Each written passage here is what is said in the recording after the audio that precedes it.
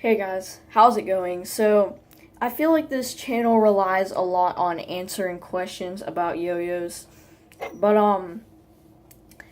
one question that I think people they kind of think about it a lot is like how to make a good review on a yo-yo.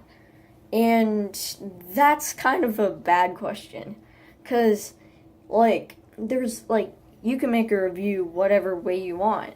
Like, you can make a review where you're literally just talking about it and not playing with it. You can make a review where you're just playing with it. Like, there's no real criteria to that. But if you're going to talk about the yo-yo, you're going to want to know, about it. You're going to want to know what all these little things are. And that is very important because, I feel like some people make reviews and all they just say over and over again, this is a good yo-yo, this is amazing yo-yo, they say stuff like that. Okay? And so I'm going to basically be teaching you guys everything about a yo-yo so you guys know what you're talking about. Okay, so the first thing that you'll notice about the yo-yo is probably the sides. Every yo-yo has a different side. This yo-yo has a lip on the outer side, and that basically, it's a lip for thumb grinds, and it has this little inner ring for finger spins. And as you can see, it has a little engraving in there. That can actually make finger spins a little harder, if you guys didn't already know that. It can make finger spins more difficult if they have a laser engraving. But, every kind of inside cup of a yo-yo is different. Like, this yo-yo, it might be a little hard to see on a camera's angle, but, in real life, as you can see, it goes down in quite a bit, so it centers your finger, so finger spins are better. So that's basically, everything you need to know about the cup. Now, we're talking about the outside. This right here is called the diameter, okay? This yo-yo has an especially big diameter, okay? As you can see, if I put this yo-yo next to this yo-yo, try to even it up, this yo-yo right here is significantly, it has a larger diameter, yeah. But, yeah, larger diameters can mean good things. Some people don't like the, insanely large diameters. Personally, I like it just around what this yo-yo is. I did really like this yo-yo. I don't know. Now for my play style, I kind of like how this kind of diameter is. Okay, so now that we covered basically the whole kind of sides, we're going to talk about the shape. So the shape is going to be probably the hardest to explain out of everything I'm going to basically explain in this video, okay? Because yo-yos basically come in all different shapes and sizes. So as you can see, this has what yo-yos call an H shape. So basically it kind of looks like an H, kind of, if you the two sides and then it goes across. That's what they call an H shape. Sorry. They call these kind of yo-yos like a V or a U shape because, as you can see, down here, they kind of go down kind of like a V or a U. That's what they call these kind of yo-yos. And there's a lot of different things, okay, that go with yo-yos, but, the shape. But one part that I think is important with the shape is the gap width. So the gap width basically will determine what kind of response your yo-yo has. Okay, you want a neutral gap width. You don't want it too far apart, because if the gap width is too far apart, then your yo-yo is going to be slippy and it's going to be hard to bind. If your yo-yo is too close together, with a gap width, it's going to be really tight, so your yo-yo might be grabby.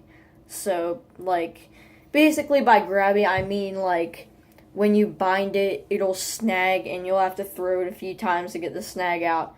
That's pretty annoying, like, especially if you're someone like me who really just likes to just do the trick in one throw and then get going again. So you're going to want a yo-yo with a pretty neutral gap width. Now, it's kind of hard for me to explain this because I don't have like every yo-yo in the world to compare its gap width. But this yo-yo has a good gap width. I've never really had problems with this yo-yo snagging on binds or anything like that. But, like, yeah. Basically, another part of the shape is these parts right here, okay? As you can see, it kind of goes from there to there. These parts could be called multiple things. I call it, like, the edge or the wall, which I probably shouldn't call it the edge because the edge is the, like, name of an actual yo-yo. But I'll just call this, like, the edge of a yo-yo. So, yeah. As you can see, the edge, that can determine how wide the yo-yo is. But some yo-yos also have the kind of edge or the kind of sides. They have those, like, really small.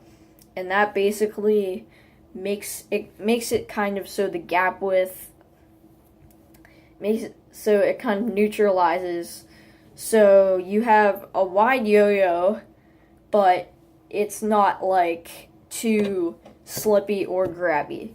It's neutral, but it's like a good shape, easy to catch.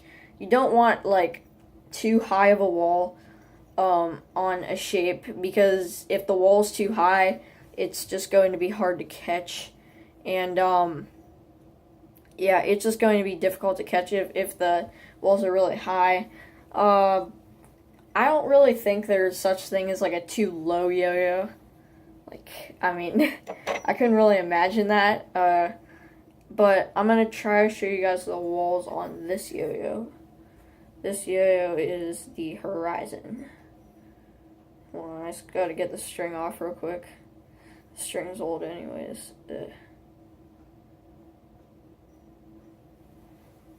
Just gotta get this off real quick. Okay. Okay. As you can see, this yo-yo has that kind of edge too, right here. Right there. It has kind of the edge.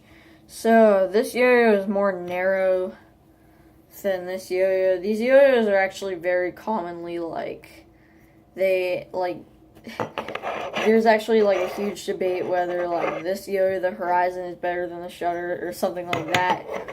Like, but I don't really think people should say that because, like, even though I myself did do a video, Shutter versus Horizon, I don't think I should have done it because it's like, if people are saying it's best, they're just saying it's best for the tricks that they do. Like, I didn't really know that when I was a beginner. I just kind of thought that everyone kind of did the same kind of tricks.